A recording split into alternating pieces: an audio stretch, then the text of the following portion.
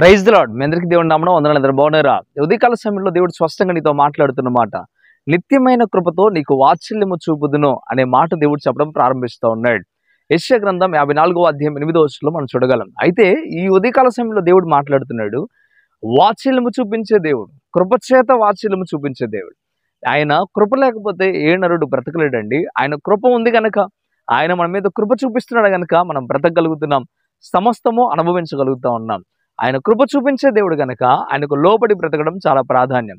ఒకవేళ ఇంకా దేవునికి లోబడకుండా బ్రతుకుతా ఉన్నావా, ఇంకా దేవుని కొరకు బ్రతకడానికి సిద్ధపాటు కలిగి లేవా, అయితే ఆయన కృప వల్లనే ఇంతవరకు నువ్వు బతికి ఉన్నావు. నీ గొప్పతనం ఏమి కాదు, ఉన్నతమైన స్థితి ఏమి కాదు, నీలో ఏదో యోగ్యత ఉందని కాదు, కానీ దేవుని కృప వల్ల మాత్రమే నువ్వు బ్రతుకుతున్నావు అనే విషయాన్ని మర్చిపోవద్దు. అందుకే ఇకనైనా దేవునికి లోబడటానికి సిద్ధపడు. ఆయన కృప లేకపోతే ఏ నరుడు బ్రతకలేడు. ఆయన కృప చూపించాడు, వాత్సల్యము చూపిస్తూ ఉన్నాడు.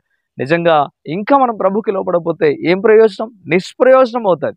అందుకే ప్రభుకి లోబడి బిడ్డగా నువ్వు ఉండాలని దేవుడు ఆశపడుతూ ఈ ఉదయకాల సమయంలో మాట్లాడటం ప్రారంభిస్తూ ఉన్నాడు. దేవుడే నీతో మాట్లాడుతున్నాడు, దేవుడే నిన్ను గద్దిస్తూ ఉన్నాడు. ఇంకా నాకు లోబడట్లే, ఇంకా నువ్వు నా దగ్గరకు రావట్లే, నా దగ్గరకు వచ్చి నా హక్కును చేరట్లేదు అని దేవుడు చెప్తాం ప్రారంభిస్తూ ఉన్నాడు. ఉదయకాల సమయంలో దేవుడు మాట్లాడుతున్న మాటకి నువ్వు లోబడగలిగితే నువ్వు గొప్ప స్థితికి దేవుడు నిన్ను మారుస్తాడు.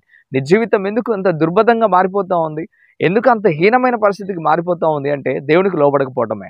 అబ్రహాము దేవునికి లోబడ్డాడు, తన జీవితాన్ని దేవుడు గొప్ప స్థితికి మార్చేశాడు. యోబు దేవునికి లోబడ్డాడు, గొప్ప స్థితికి దేవుడు మార్చేశాడు. అలాగే భక్తులందరినీ దేవుడు ఎంతగానో గొప్ప స్థితికి మార్చాడు. నీవు కూడా మార్చబడాలని దేవుడు కోరుకుంటూ ఉన్నాడు.